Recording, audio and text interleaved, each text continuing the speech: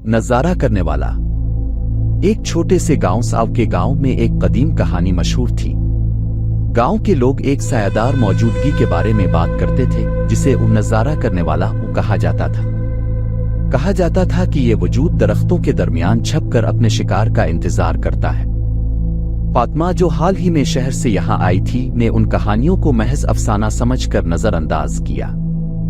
एक शाम जब सूरज गुरूब होने लगा, इसने फैसला किया कि वो जंगल की तरफ जाएगी जो इसके घर के करीब था। हवा में खुनकी थी और दरख्तों के साए लंबे होते जा रहे थे। जंगल के अंदर दाखिल होते ही खामोशी ने इसे घेर लिया। परिंदे चुप हो गए और सिर्फ पत्ते खड़खड़ाने की आवाज सुनाई दे रही थी।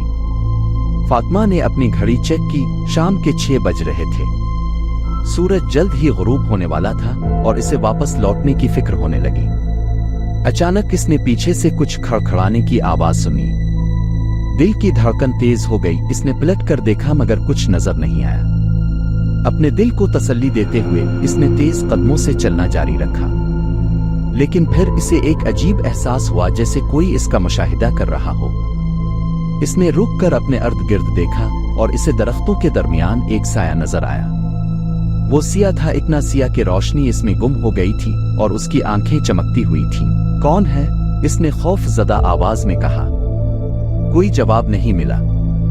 इसने सोचा कि शायद ये इसका वहम है और वो दोबारा चलने लगी, पर वो साया पीछे पीछे आ रहा था जैसे वो इसका पीछा कर रहा हो। फातिमा की आंखों के सामने सब कुछ धुंधला हो गया और उसने भागने की कोशिश की, लेकिन जैसे ही वो भागी दरख्तों ने जैसे इसके रास्ते को बंद कर दिया। फिर अचानक वो साया इसके सामने आ गया। वो लंबा और खौफनाक था। इसकी आंखें चमक रही थीं और उसकी शक्ल धुंधली थी। आओ मेरे साथ, वो सरगोशी करता हुआ बोला। इसकी आवाज सर्द थी जैसे सर्दियों की रात की हुआ। फातिमा ने पलटने की कोशिश की मगर वो गुम हो गई। हर तरफ से खामोशी ने इसे घेर लिया और उसके दिमाग में एक ही ख्याल था, वो बाहर नहीं निकल सकती। जब वो जमीन पर गिर गई, इसने महसूस किया कि जंगल का सन्नाटा इसके अंदर तक सरायत कर रहा है। इसके दिल की धड़कन तेज हो गई और वो चाहती थी कि कोई इसकी मदद के लिए आए, मगर वहां सिर्फ वो और उसका साया था। नजारा करने वाला इसके करीब आया और उसके सर्द हाथों ने इसे छुआ। तुम अब यहाँ हो, हमेशा के लिए। अगले दिन जब गांव वाले जंगल में गए, उन्होंने फातिमा की तलाश की मगर वो कहीं नहीं मिली। बस हवा में एक सरगोशी थी जो हर दरख्त से आ रही थी। आओ मेरे साथ।